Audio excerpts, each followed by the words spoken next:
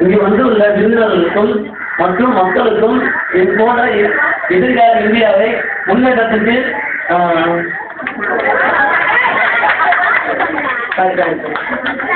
இங்கு வந்துள்ள சிறப்பு விருந்தினர்களுக்கும் மற்றும் என்னை போல எதிர்கால இந்தியாவை முன்னேற்ற துடிக்கும் இளைஞர்களுக்கும் அனைவருக்கும் வணக்கம். இன்றைய இந்தியா மற்றும் நாளைய இந்தியாவில் முன்னேற்ற இளைஞர்களின் கையில்தான் உள்ளது. 12 வருடங்களுக்கு ஒரு முறை போன்றும் குறிஞ்சிப்பூ நம் பாரத அன்னைக்கு எதிர்கால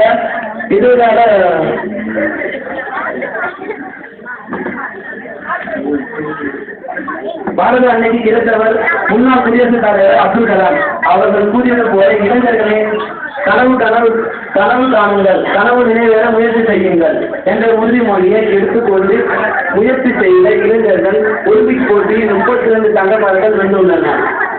சாதனை படுத்துள்ளார்கள். இது மட்டுமின்றி எங்களுக்கு அனைத்து துறைகளிலும் புதிய புதிய சாதனைகள் கண்டுபிடிப்புகள் கருத்து கொண்டிருக்கிறார்கள். இது வெற்றி போதும். ஒவ்வொரு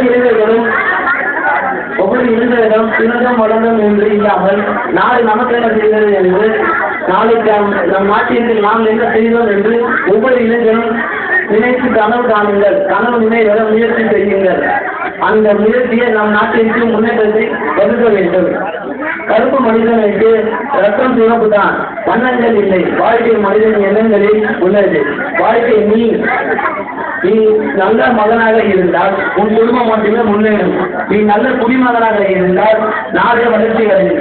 இந்தியாவை 2020 இல்லை 2012 இந்தியாவை வளர்ச்சி நாடாக மாற்றிட்டு வருவோம் என்று ஒவ்வொரு இளைஞரும் தன் மனதில் உறுதி ஏற்றுக்கொள்ள வேண்டும் என்று கோரி அன்புக்கு 3 வயசு, அன்புக்கு 3 வயசு, அறிவுக்கு 3 வயசு, தோல்விக்கு 3 வயசு என்று